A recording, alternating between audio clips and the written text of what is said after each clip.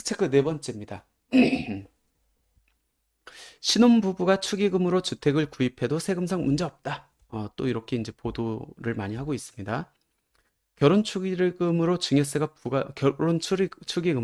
증여세가 부과되지 않으므로 축의금으로 신혼집을 구입해도 증여세 문제 발생하지 않습니다. 이렇게 이제 가끔씩 언론에서 보도하고 있는데 사실과 다르다. 한번 볼까요? 축의금, 무상으로 받는 금전입니다. 통상적인 수준의 축의금은 전혀 증여세가 과세되지 않습니다. 또 결혼할 때 부모님이 결혼한 자녀들한테 구입해주는 혼수용품 또한 증여세가 과세되지 않습니다. 근데 제일 중요한 건 뭐죠? 사회 통념상 인정되는 금액이어야 됩니다. 사회 통념상 인정되지 않는 고가의 축의금, 사치용품, 자동차 이런 것들은 원칙적으로 다 과세가 되고 있다라고 해야 됩니다. 그렇기 때문에 축의금을 재원으로 해서 어떤 부동산을 구입할 때는 조금 더 신중해야 된다. 즉 축의금의 귀속이 누구인지에 따라서 증여 문제가 발생할 수도 있고 발생하지 않을 수 있다라는 겁니다. 보통 이거와 관련돼서 과세 관청과 다툼이 있었을 때 보통 법원은 어떻게 판단하고 있냐면 결혼 당사자, 신랑과 신부겠죠?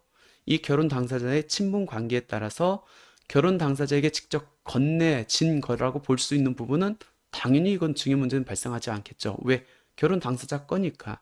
하지만 신랑 신부가 아닌 혼주, 즉 부모님에게 기속되는 축의금은 그거를 자녀가 썼었을 때는 증여로 이렇게 본다라는 겁니다. 즉 혼주에게 기속된 축의금으로 부동산 등을 구입한다. 이런 것들은 부모로부터 현금을 증여받는 걸로 보기 때문에 조금 더 조심해야 된다라는 겁니다. 축의금으로 자산을 취득할 계획이면은 신랑 신부와의 친분 관계에 따라 결혼 당사자에게 직접 건넨 진 것이 맞다라고 해가지고 방명록을 별도 잘 보관하는 것이 좋다는 건데 현실적으로 무리가 있죠. 현실적으로 무리가 있고 과도한 축의금이 아니면은 증여로 보진 않지만 사회 통념상으로 봤을 때 과도한 축의금이다. 그러면은 부모 걸로 이렇게 본다라는 겁니다. 우리 상정법에서도 증여가 비과세되는 그 재산의 범위를 규정하고 있거든요. 여기에 어떤 게 있냐면 기념품, 여기에 축하금, 축의금이 들어가 있습니다. 부의금. 근데 중요한 건 뭐냐면 이와 유사한 금품으로서 통상 필요하다고 인정되는 금품. 혼수용품도 아까 증여세 원칙적으로 부과가 안 된다고 했잖아요. 통상 필요하다고 인정되는 금품.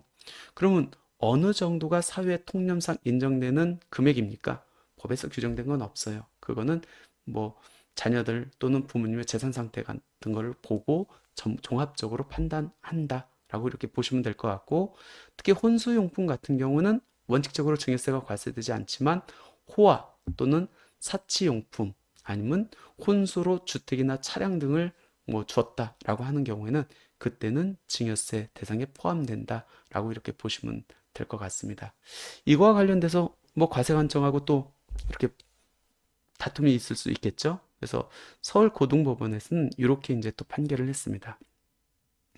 결혼 축의금이란 우리 사회 정통적인 미풍양속으로 확립되어 온 사회적 관념으로서 혼사가 있을 때 일시에 많은 비용이 소요되는 혼주인 부모의 경제적 부담을 덜어주려는 목적이 있으므로 이 중에서 신랑 신부인 결혼 당사자의 친분 관계에 기초해서 결혼 당사자에게 직접 건넨 것이라고 볼 부분은 증여 문제가 없지만 나머지 즉 혼주 부모님에게 기속된 걸로 보는 축의금은 요거는 부모님 거다. 따라서 그 축의금을 재원으로 해가지고 자녀가 뭔가를 샀다. 그러면 증여세 과세됨이 타당하다라고 이렇게 판결을 하고 있기 때문에 축의금 웬만하면은 사회 통념적인 이제 그 금액에 들어갈 텐데 혹시 과도하게 축의금이 이제 들어온 경우에는 조금 더 조심을 하는 게 낫지 않을까 생각됩니다.